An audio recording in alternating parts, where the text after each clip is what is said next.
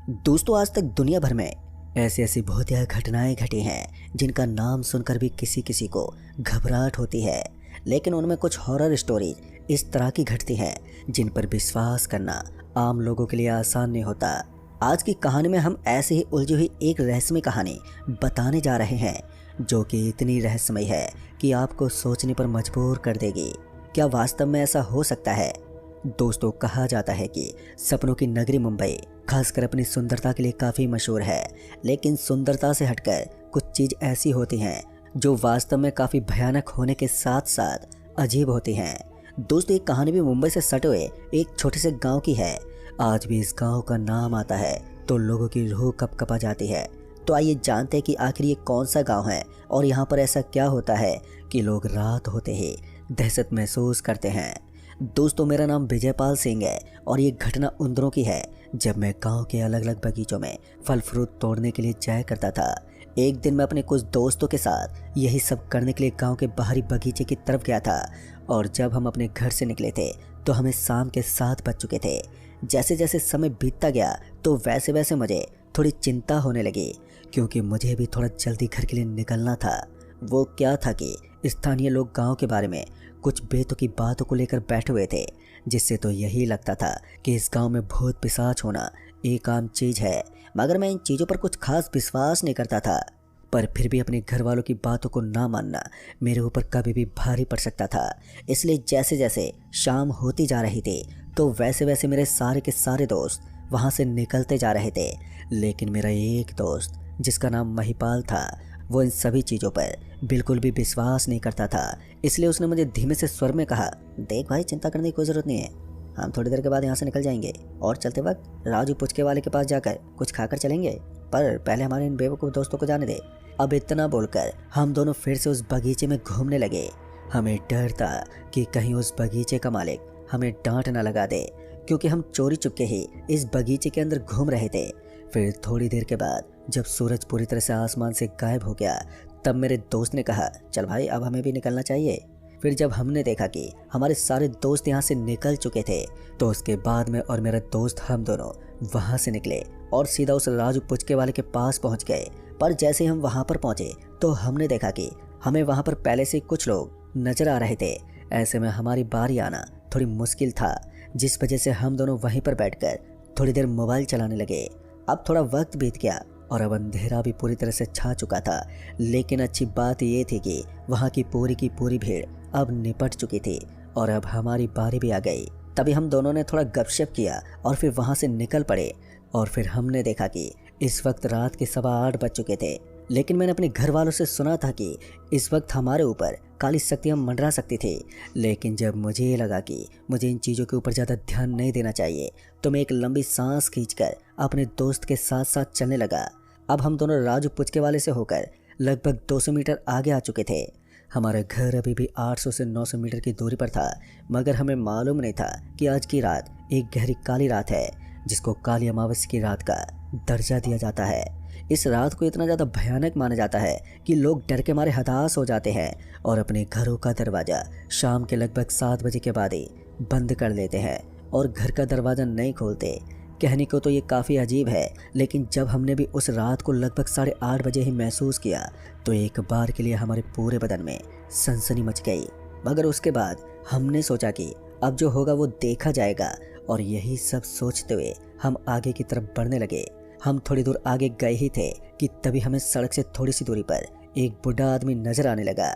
दरअसल हमने देखा कि वो बूढ़ा आदमी वहाँ पर कुछ कर रहा था और उसके हाथ में लालटेन थी।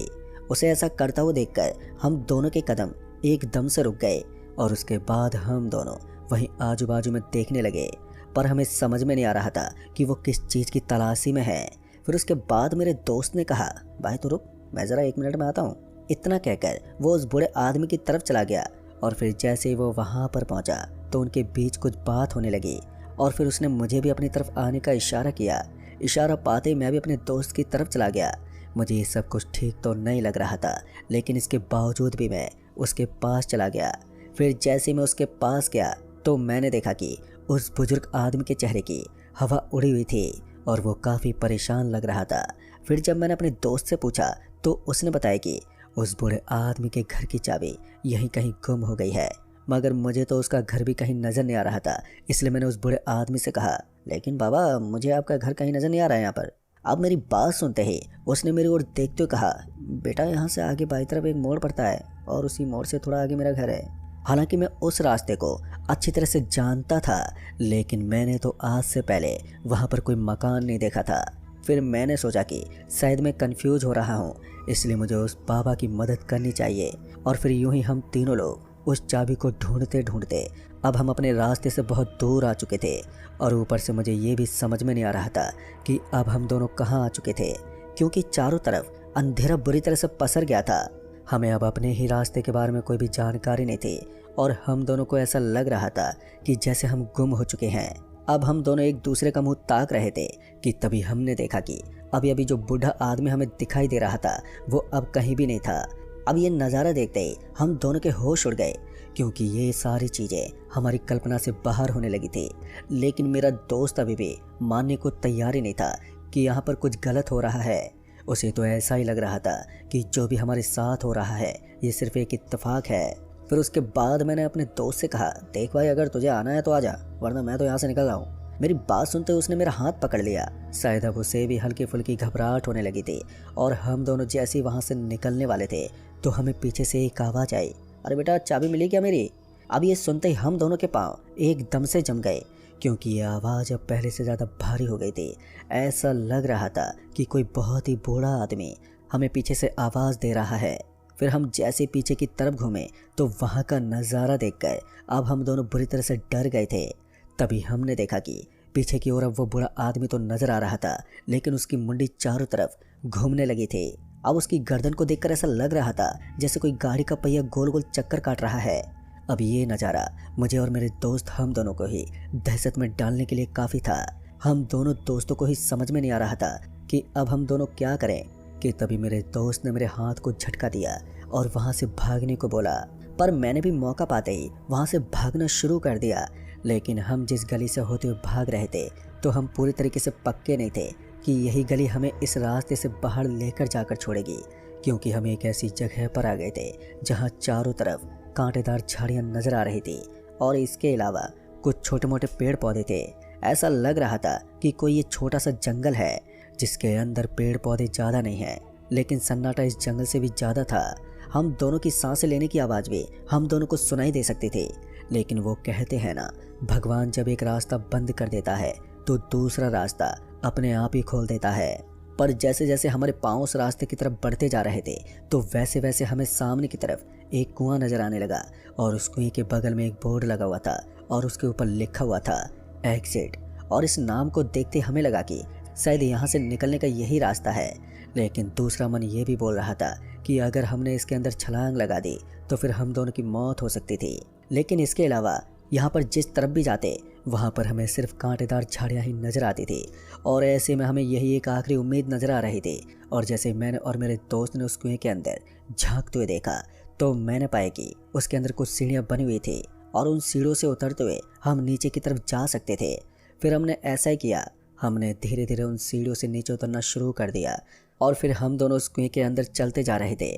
फिर थोड़ी देर तो हमें काफ़ी ठीक लग रहा था, लेकिन जैसे जैसे हम उस कुएं के अंदर जा रहे थे तो वैसे वैसे हमें अजीब अजीब आवाज़ें आ रही थी और ऐसा लग रहा था कि हम किसी ऐसी दुनिया में आ गए हैं जहाँ पर कुछ अजीब आवाज़ों का राज चलता था।